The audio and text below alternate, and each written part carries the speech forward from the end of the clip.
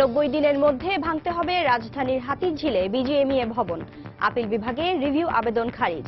ভাঙতে 3 বছর সময় চেয়েছে বিজিএমইএ। আদেশ বৃহস্পতিবার। সারা দেশে দ্বিতীয় দিনের মতো চলছে ইন্টার্ন চিকিৎসকদের কর্মবিরতি। রোগীদের দুর্ভোগ চরমে। হাসপাতাল কর্তৃপক্ষ বলছে পরিস্থিতি স্বাভাবিক। দেশে শতকরা 1 জন মৃগী রোগে আক্রান্ত। অজ্ঞতা আর কুসংস্কারের কারণে বেশিরভাগই নেন অপচিকিৎসা। নিয়মিত ওষুধে রোগ মুক্তি সম্ভব বলছেন চিকিৎসকরা। দেশের 68টি কারাগারে ষাটোর্ধ্ব বয়সের 9 শতাধিক কয়েদি সাজা মওকুফের আবেদন স্বরাষ্ট্র মন্ত্রণালয়ে। মানবিক বিবেচনায় মুক্তি দেওয়া যেতে পারে বলছেন আইনজীবীরা। এবং প্রায় 6 মাস ধরে বন্ধ উত্তরাঞ্চলের এলপি গ্যাস সরবরাহের একমাত্র সরকারি ডিপো। বিপাকে 14 জেলার গ্রাহক। পুরনো সিলিন্ডারে পানি মিশিয়ে গ্যাস দেওয়ার অভিযোগ।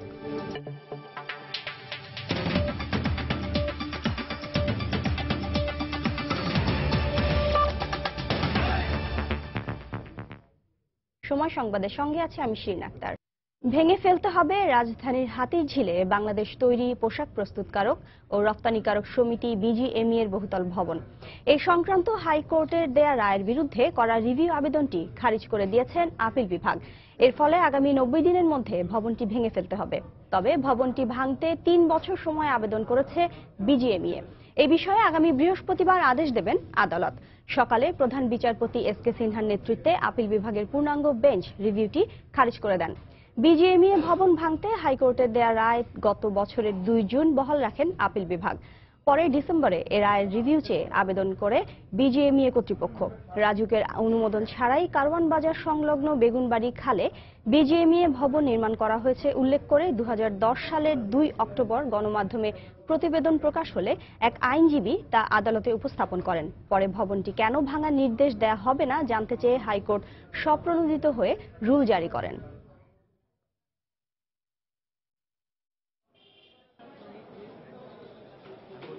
বিজিএমইএ মামলায় যে রায় দিয়েছিল আদালত, সে রায়টি পুনর্বিবেচনা করার জন্য বিজিএমইএর পক্ষ থেকে একটা রিভিউ পিটিশন দায়ের করা হয়েছিল। আদালত এটা শুনে, বিজিএমইএ কর্তৃপক্ষকে শুনে এটাকে খারিজ করে দিয়েছেন। আদালত বলেছেন বিজিএমইএকে এটি দরখাস্ত দেওয়ার জন্য যে এটা শিফট করার ব্যাপারে তাদের কতদিন সময় লাগবে। আগামী বৃহস্পতিবারের ভিতরে বিজিএমইএ কর্তৃপক্ষ দরখাস্ত দিলে ওনারা হয়তো বিবেচনা করতে পারেন। কি বিবেচনা করবেন না করবেন সেটা আদালতের বিষয়। বগুড়ায় 4 ইন্টার্ন চিকিৎসককে শাস্তি দেওয়ার প্রতিবাদে দ্বিতীয় দিনের মতো কর্মবিরতি পালন করছেন দেশের বিভিন্ন মেডিকেল কলেজ হাসপাতালের ইন্টার্ন চিকিৎসকরা। কর্মবিরতির কারণে আজও কাজে যোগ দেননি ইন্টার্ন চিকিৎসকরা। ভোগান্তিতে পড়েছেন রোগীরা। তাদের অভিযোগ, দীর্ঘ সময় অপেক্ষার পরেও চিকিৎসা সেবা পাওয়া যাচ্ছে না। তবে পরিস্থিতি সামাল দিতে তৎপর রয়েছে হাসপাতাল কর্তৃপক্ষ। বগুড়ার শহীদ জিয়াউর রহমান মেডিকেল কলেজ হাসপাতালে রোগীর স্বজনকে মারপিটের ঘটনায় তদন্ত কমিটির সুপারিশের ভিত্তিতে গত 2রা মার্চ 4 ইন্টার্ন চিকিৎসকের ইন্টার্নশিপ 6 মাসের জন্য স্থগিত করে স্বাস্থ্য মন্ত্রণালয়। এর প্রতিবাদে কর্মবিরতির ঘোষণা দেন ইন্টার্ন চিকিৎসকরা।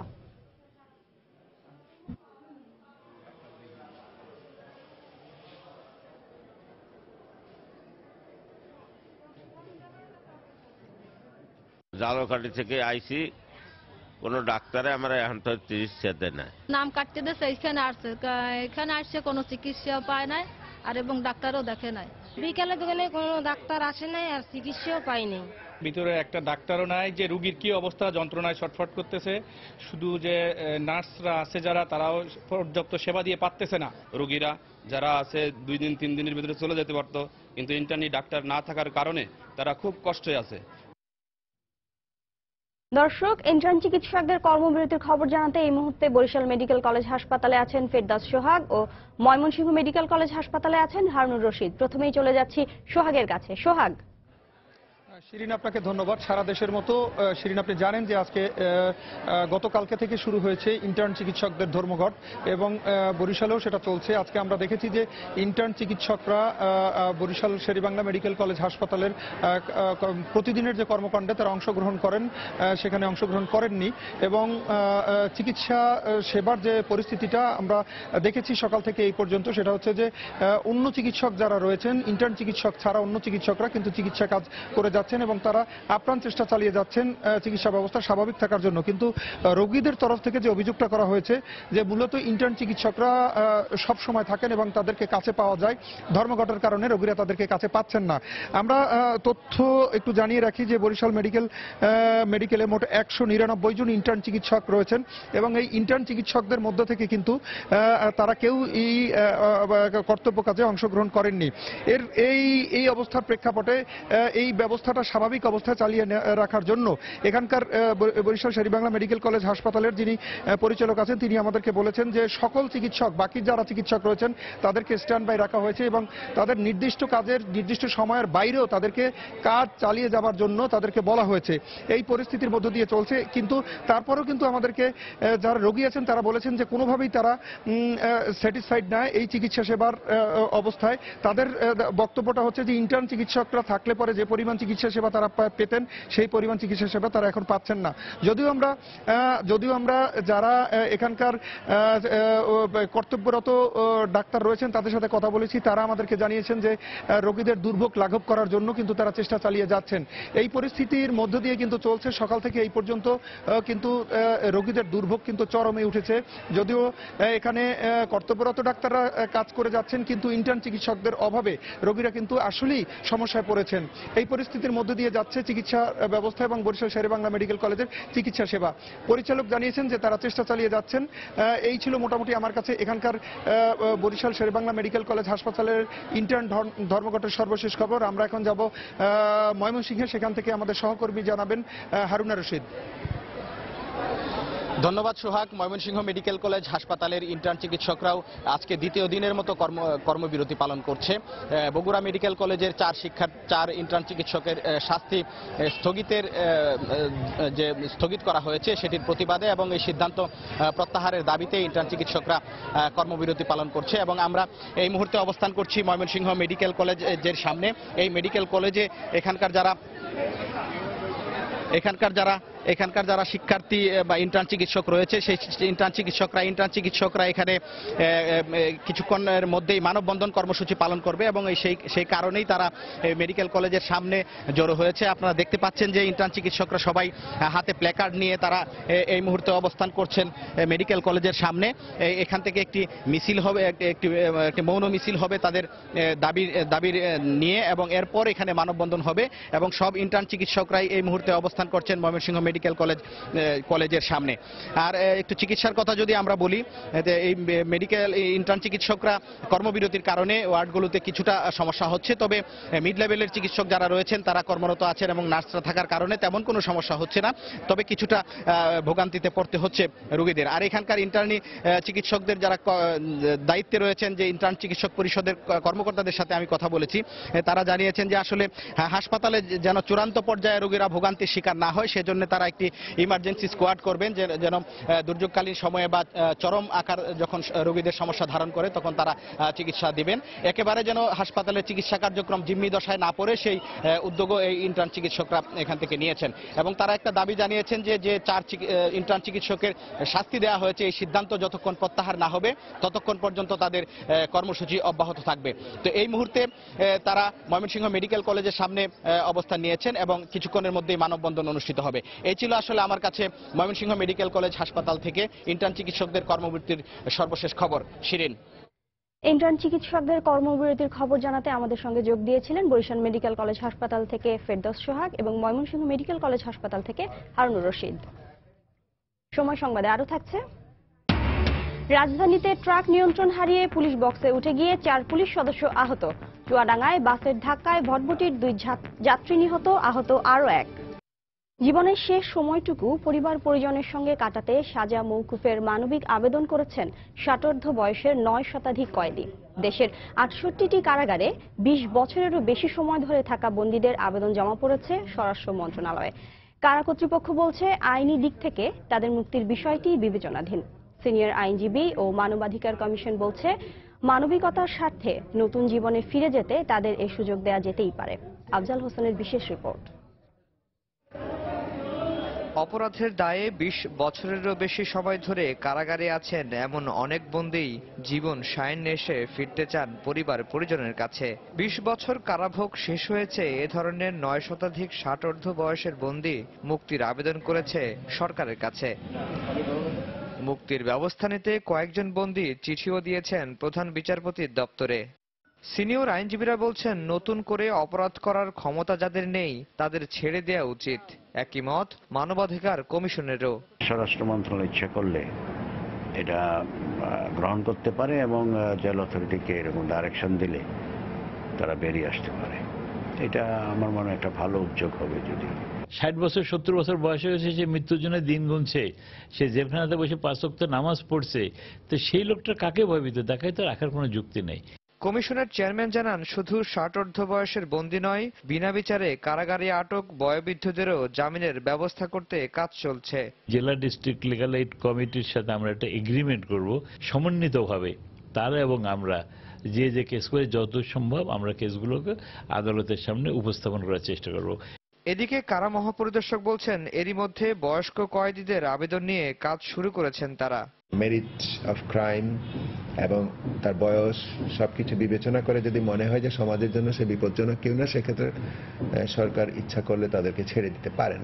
প্রায় 900-এর উপরে বন্দী আছে যাদের দরখাস্ত এই মুহূর্তে স্বরাষ্ট্র মন্ত্রণালয়ের বিবেচনাধীন আছে। তবে মুক্তি দেওয়ার ক্ষেত্রে কয়েদির শারীরিক সক্ষমতা এবং মামলার দিকটি বিবেচনা করা হবে বলেও জানান তিনি। আফজাল হোসেন, সময় সংবাদ, ঢাকা। ভারত মহাসাগরীয় অঞ্চলের দেশগুলোর জোট ইন্ডিয়ান ওশান রিম অ্যাসোসিয়েশনের সম্মেলন শুরু হচ্ছে ইন্দোনেশিয়ার রাজধানী জাকার্তায়।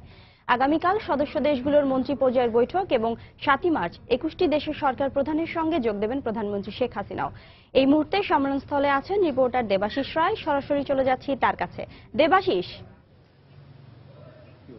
শিরিন, আপনি জানেন যে ইন্ডিয়ান ওশেন রিম অ্যাসোসিয়েশন অর্থাৎ ভারত মহাসাগর অঞ্চলের যে দেশগুলো রয়েছে সেই দেশগুলো বিভিন্ন ক্ষেত্রেই সহযোগিতামূলক সম্পর্কের যে সূচনা এই আইওআর মাধ্যমে হয়েছিল। এই আইওআর এর মাধ্যমেই কিন্তু সেই যে ভারত মহাসাগরীয় অঞ্চলের দেশগুলো রয়েছে তারা কিন্তু এই আইওআর মাধ্যমে একত্র হয় বিভিন্ন ইস্যুতেই। তো সেই আইওআর একটি সম্মেলন এবার ইন্দোনেশিয়াতে অনুষ্ঠিত হতে যাচ্ছে এবং এই প্রতিষ্ঠানটির 20 বছর পূর্তি উপলক্ষে কিন্তু এবারই প্রথম ইন্দোনেশিয়া এটির হোস্ট কান্ট্রি অর্থাৎ ইন্দোনেশিয়া এই সম্মেলনটির আয়োজন করেছে এবং সেই সম্মেলন কিন্তু আজ থেকেই আনুষ্ঠানিকভাবে শুরু হলো এবং 3 দিন ব্যাপী এই সম্মেলন চলবে। আপনারা দেখতে পাচ্ছেন এরই মধ্যে কিন্তু জাকার্তা কনভেনশন সেন্টার, যেটা এখানকার এবারের সম্মেলন স্থল ঠিক করা হয়েছে, সেই সম্মেলন স্থলে কিন্তু আপনারা দেখতে পাচ্ছেন যে এরই মধ্যে বিভিন্ন দেশ থেকে আসা অতিথিবৃন্দরা আসছেন এবং তারা এরই মধ্যে বেরও হয়ে যাচ্ছেন। ঠিক এই আসার যাওয়ার মধ্যেই কিন্তু আজকের প্রথম দিনের অ্যাক্টিভিটিজ, আমরা প্রথম দিনের কর্মসূচি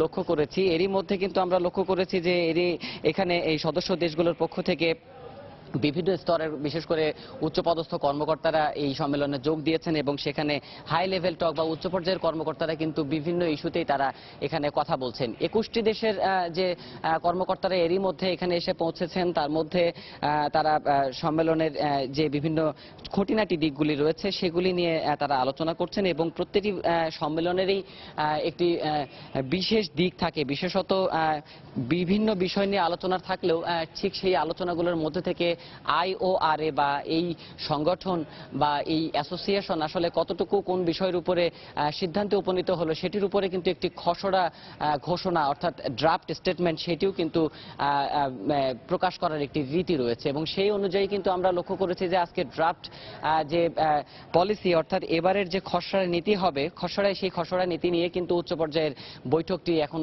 পর্যন্ত ভিতরে চলছে, আমরা ততটুকু জেনেছি এবং লক্ষ্য করেছি। পাশাপাশি আপনাদেরকে বলতে চাই এবারের সামিটে কিন্তু বিভিন্ন বিষয় সম্পর্কেই আলোচনা হবে। তার মধ্যে যেহেতু আইওআরএ একটি ভারত মহাসাগরীয় অঞ্চলের একটি সংগঠন এবং অ্যাসোসিয়েশন, এরা কিন্তু বিশেষত এখানে সমুদ্র বিষয়ক সম্পদ এবং এই সম্পদের আধারকে কাজে লাগানো, এই সম্পদের আধারকে কাজে লাগিয়ে আসলে মানব জাতির জন্য উন্নত বা সমৃদ্ধতর কোনো কিছু করা, এটি কিন্তু বড় লক্ষ্য হলেও এবারের সামিটে কিন্তু এটির পাশাপাশি আরো কিছু বিষয় এখানে যোগ হয়েছে।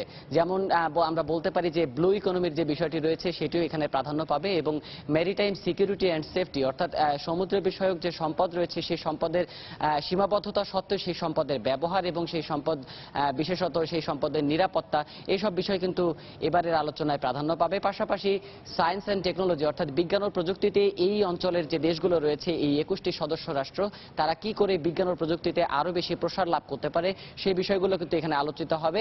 এবং আমরা জানতে পেরেছি যে আগামীকাল সকালবেলা প্রধানমন্ত্রী শেখ হাসিনা এখানে জাকার্তার উদ্দেশ্যে রওনা হবেন এবং সন্ধ্যা নাগাদ তিনি পৌঁছাবেন এবং আগামী পরশুদিন লিডার সামিটে তিনি এখানে যোগ দিবেন এবং বাংলাদেশের পক্ষ থেকেও ব্লু ইকোনমি এবং জ্বালানি সহযোগিতা বিভিন্ন বিষয় নিয়ে কিন্তু এই ফোরামে আলোচনা হওয়ার কথা রয়েছে বলে এতক্ষণ পর্যন্ত আমরা এখানে জানতে পেরেছি। দর্শক, আমরা এখন পর্যন্ত এতটুকুই জানাতে পারলাম। আশা করি এই আয়োরা সামিটের সর্বশেষ খবর জাকার্তা থেকে আপনাদের প্রতিটি মুহূর্তে জানাতে পারবো। এখন পর্যন্ত আমার কাছে জাকার্তা কনভেনশন সেন্টার থেকে এই ছিল সর্বশেষ। শিরিন, ধন্যবাদ দেবাশিস। ভারত মহাসাগরীয় অঞ্চলের দেশগুলোর জোট ইন্ডিয়ান ওশান রিম অ্যাসোসিয়েশনের সম্মেলন শুরু হয়েছে ইন্দোনেশিয়ার রাজধানী জাকার্তায়। সেখান থেকে আমাদের সঙ্গে সরাসরি যোগ দিয়েছিলেন সহকর্মী দেবাশিস রায়। সময় সংবাদে আরো থাকছে, সোমালিয়ায় তীব্র খরায় সৃষ্ট দুর্ভিক্ষে 2 দিনে 100-রও বেশি মানুষের মৃত্যু, মারাত্মক ঝুঁকিতে প্রায় 50 লাখ মানুষ।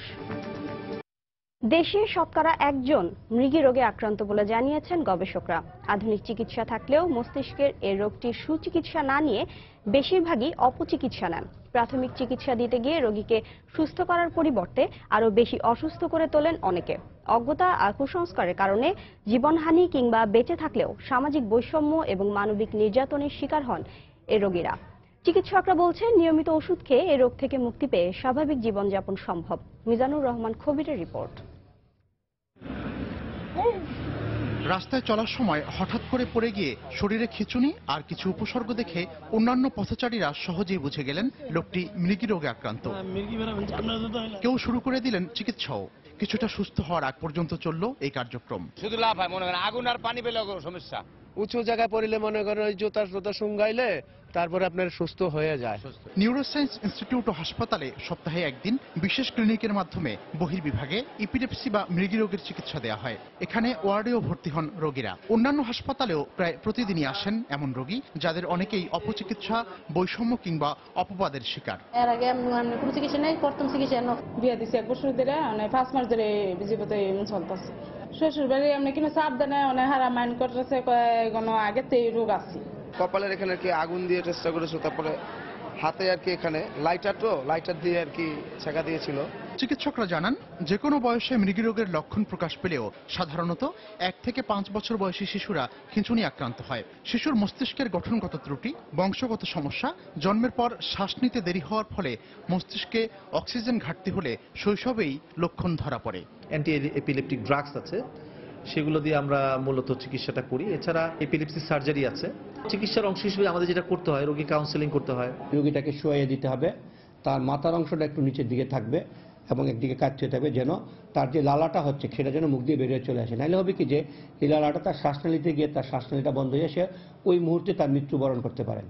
মৃগী রোগীদের পুরো শরীরে কিংবা কোনো একটি অংশেও খিঁচুনি হতে পারে। আক্রান্ত হওয়ার পর খুব দ্রুতই বেশি অসুস্থ হয়ে পড়ার কারণে রাস্তায় চলাফেরা, যানবাহন চালানো, পানিতে নামা ও আগুন ব্যবহারে সতর্কতার পরামর্শ চিকিৎসকদের। প্রতি 100 জনে 1 জন মৃগী রোগী শনাক্ত হয়েছে। 90-95 ভাগেতে ওষুধ দিয়ে চিকিৎসা করতে হয়। আসলে কিন্তু এখানে জুতার কোনো মাহাত্ম্য নাই। মাহাত্ম্য হচ্ছে যে ন্যাচারাল প্রসেসে ওই সময়টা পার হয়ে গেছে, এটা অটোমেটিক্যালি বন্ধ হয়ে গেছে। চিকিৎসকরা জানান আক্রান্ত ব্যক্তির কাঁপুনি বন্ধ করতে বল প্রয়োগ, মুখে শক্ত কিছু ঢোকানো ও জোর করে স্থানান্তরের চেষ্টা করলে রোগীর বড় ধরনের ক্ষতি হতে পারে। মিজানুর রহমান খবির, সময় সংবাদ, ঢাকা। দর্শক, বিজিএমইএ এর ভবন ভাঙার রায়ের বিষয়ে সংগঠনটির কার্যালয়ে ব্রিফিং করছেন সভাপতি সিদ্দিকুর রহমান। সরাসরি চলে যাচ্ছি সেখানে। আমাদের এখান থেকে সরে যেতে কতদিন সময় লাগবে সেই পিটিশনটা করার জন্য বৃহস্পতিবার পর্যন্ত সময় দিয়েছেন। আমরা মনে করি যে আমরা এখানে যে সরকারি এবং কিছু কিছু কাজ করি, যে কাজগুলো অত্যন্ত একটা আমাদেরকে করতে হয়, যেটা অত্যন্ত জরুরি এবং জরুরি ভিত্তিতেই আমরা করি। এইসব বিবেচনায় নিয়ে আমরা মনে করি যে মহামান্য আদালত যেটা মনে করবেন যে হ্যাঁ এইরকম একটা বিল্ডিং থেকে যদি অফিসটা সরে যেতে হয় তাহলে এতদিন সময়ের প্রয়োজন। সেই রকম একটা বিবেচনায় নিয়ে মহামান্য আদালত যে রায়টা দিবেন আমরা সেটা মাথা পেতে নিব।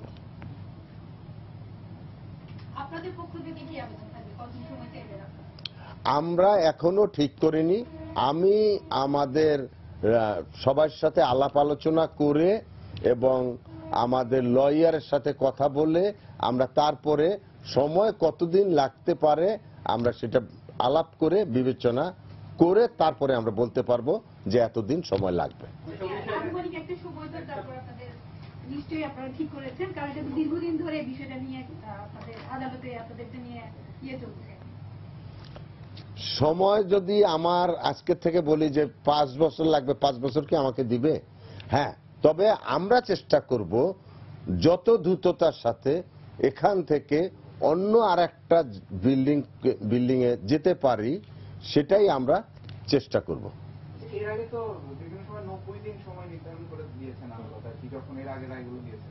এবারে যদি 90 দিন নির্ধারণ করে তো সেই ক্ষেত্রে আপনাদের প্রস্তুতিটা কিরকম?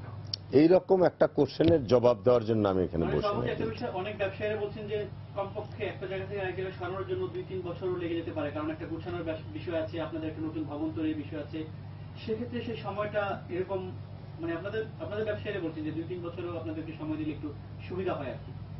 হ্যাঁ, আমাদের ব্যবসায়ীরা ব্যবসার অর্থটা বুঝেন, সেই জন্যই ব্যবসায়ীরা এরকম একটা কথা বলেছেন এবং আমরাও মনে করি যে আমাদেরকে এখান থেকে একটা নতুন জায়গায় একটা বিল্ডিং বানিয়ে সরে যেতে হলে প্রায় 2 থেকে 3 বছর সময় দরকার। আমরা তারপরেও সব মহামান্য আদালতের কাছে অনুরোধ করব যে আমাদেরকে 3 বছরের সময় দেওয়া হয় এবং সেখানে মহামান্য আদালত যেটা বিবেচনায় নেবেন আমরা সেটাই মেনে নিব।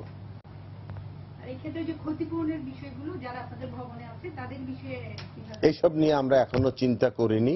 আগে আমি আমার ভবন কিভাবে সরিয়ে নিয়ে যাওয়া যায়, বিজিএমইএ ভবন, বিজিএমইএ যে অফিস সেটা কিভাবে সরিয়ে নিয়ে যাওয়া যায় সেই ব্যাপারেই আমরা এখন চিন্তা করছি। আমরা অন্য কিছু নিয়ে এখন চিন্তা ভাবনা করছি না।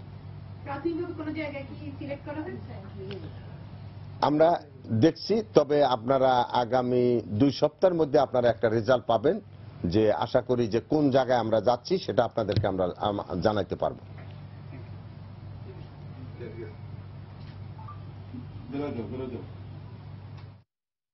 বিজিএমইএর ভবন ভাঙার রায়ের বিষয়ে সংগঠনটির কার্যালয়ে ব্রিফিং করছিলেন সভাপতি সিদ্দিকুর রহমান। আমরা এতক্ষণ ছিলাম সেখানে। খাদ্যমন্ত্রী কামরুল ইসলাম বলেছেন, পশ্চিমা দেশের মতোই বাংলাদেশে সফল জঙ্গি বিরোধী অভিযান চলছে, কিন্তু উন্নয়নশীল দেশ হওয়ায় এই অভিযানকে মানবতা বিরোধী বলছে মার্কিনরা। সকালে কেরানীগঞ্জ গার্লস কলেজের বার্ষিক ক্রীড়া প্রতিযোগিতায় প্রধান অতিথির বক্তব্য রাখেন খাদ্যমন্ত্রী। পশ্চিমা দেশে যাবে জঙ্গি নির্মূল করছে, আমরা সেইভাবেই বাংলাদেশে আজকে জঙ্গি নির্মূল করছি এবং আমরা সাকসেসফুলি, আমরা আজকে সাকসেসফুল। অথচ তারা আমাদেরকে সবক দিচ্ছে, যেহেতু আমরা এখন অনুন্নত দেশ, আমরা যেহেতু অনুন্নত দেশ, কাজে আমাদেরকে সবক দিচ্ছে যে আমাদের এইটা হচ্ছে খারাপ, আমাদের এইটা হচ্ছে বিচার বহির্ভূত হত্যাকাণ্ড, আর তাদের ব্যাপার যায় ওই বললাম যে দেবতার বেলা লীলা খেলা আমাদের বেলাটা। কাজে আমাদের 2041 সালে আমাদের উন্নত দেশ হতে হবে, যাতে কেউ যাতে আমাদেরকে এইরকম সবক দিতে না পারে। আজকে সত্যিকার অর্থে আমরা ধর্মীয় শিক্ষা অনুশাসন আমরা সঠিকভাবে পালন করি না। শিক্ষকদের বলবো, অভিভাবকদের বলবো, ছাত্রদের প্রতি, ছাত্রীদের প্রতি সবসময় আপনারা লক্ষ্য রাখবেন, ছাত্রীদের প্রতি কেউ যাতে বিপদে পরিচালিত না হয়। 20 বছরের অধিক পুরনো ও মেয়াদোত্তীর্ণ যান চলাচল বন্ধ ও পরিবহন চলাচলের শৃঙ্খলা ফিরিয়ে আসা না পর্যন্ত অভিযান চলবে বলে জানিয়েছেন ঢাকা দক্ষিণ city corporation mayor Saeed Khokon. সকালে রাজধানীর গুলিস্তান এলাকায় ফিটনেসবিহীন গাড়ির বিরুদ্ধে অভিযানের উদ্বোধন করে তিনি কথা বলেন।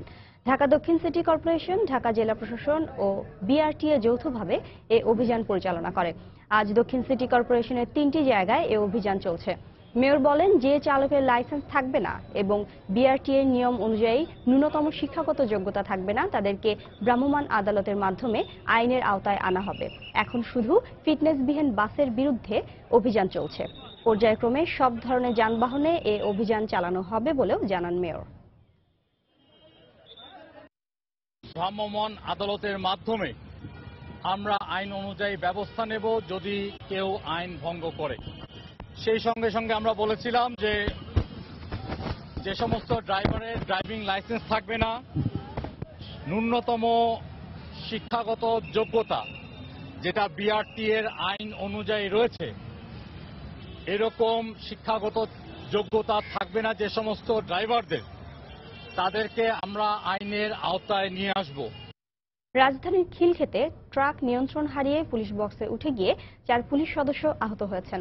আহতদের মধ্যে আশঙ্কাজনক একজনকে ঢাকা মেডিকেলে ভর্তি করা হয়েছে। প্রত্যক্ষদর্শীরা জানান, আজ ভোররাতে বিমানবন্দর থানার বনরূপা বিট পুলিশ বক্সে নিয়ন্ত্রণ হারিয়ে মাঝবাহী একটি ট্রাক উঠে যায়।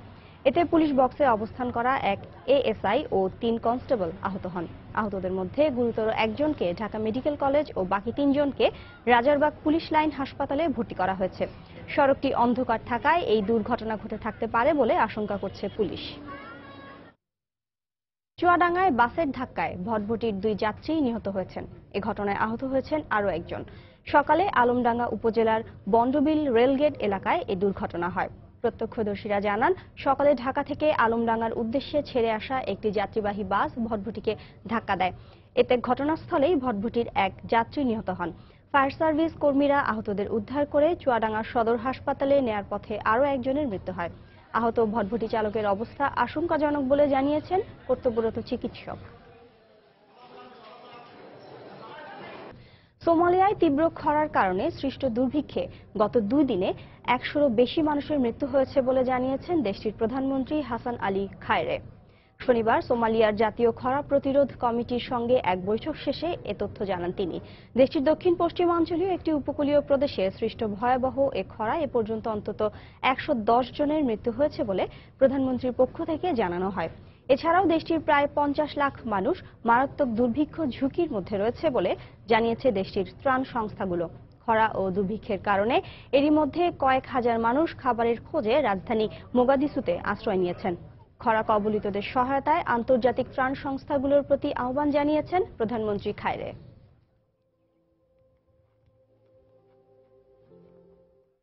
Poor rains and 3 failed harvests mean millions of people are threatened with starvation.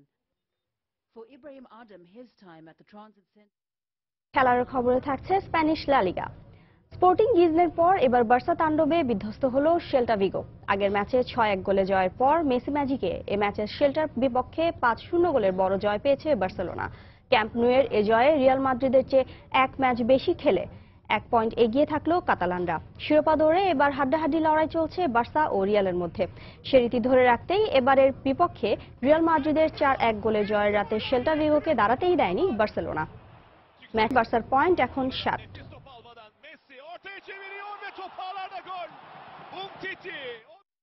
এই পর্যায়ে শীর্ষ সংবাদ জানিয়ে দিচ্ছি আরো একবার। 90 দিনের মধ্যে ভাঙতে হবে রাজধানীর হাতিরঝিলের বিজিএমইএ ভবন। আপিল বিভাগের রিভিউ আবেদন খারিজ, ভাঙতে 3 বছর সময় চেয়েছে বিজিএমইএ। আদেশ বৃহস্পতিবার। সারা দেশে দ্বিতীয় দিনের মতো চলছে ইন্টার্ন চিকিৎসকদের কর্মবিরতি। রোগীদের দুর্ভোগ চরমে। হাসপাতাল কর্তৃপক্ষ বলছে পরিস্থিতি স্বাভাবিক। দেশের শতকরা 1 জন মৃগী রোগে আক্রান্ত। অজ্ঞতা আর কুসংস্কারের কারণে বেশিরভাগই নেন অপচিকিৎসা। নিয়মিত ওষুধে রোগ মুক্তি সম্ভব বলছেন চিকিৎসকরা। দেশের 68টি কারাগারে ষাটোর্ধ্ব বয়সের 9 শতাধিক কয়েদি সাজা মওকুফের আবেদন স্বরাষ্ট্র মন্ত্রণালয়ে। মানবিক বিবেচনায় মুক্তি দেওয়া যেতে পারে বলছেন আইনজীবীরা। এবং প্রায় 6 মাস ধরে বন্ধ উত্তরাঞ্চলের এলপি গ্যাস সরবরাহের একমাত্র সরকারি ডিপো। বিপাকে 14 জেলার গ্রাহক। পুরনো সিলিন্ডারে পানি মিশিয়ে গ্যাস দেওয়ার অভিযোগ। এই ছিল এখনকার মতো। যে কোনো খবর পেতে ভিজিট করুন সময়নিউজ.টিভি। যে কোনো বাংলা লিংক ও রবি নম্বর থেকে সময় সংবাদের খবর, অনুষ্ঠান সম্পর্কে জানতে এবং যে কোনো তথ্য সময় সংবাদকে জানাতে ডায়াল করুন 16242 নম্বরে। এছাড়া এই মাত্র পাওয়া খবর মোবাইলে পেতে এসএমএস করুন স্টার স্পেস বিএন লিখে পাঠিয়ে দিন 16242 নম্বরে। সঙ্গে থাকুন সময়।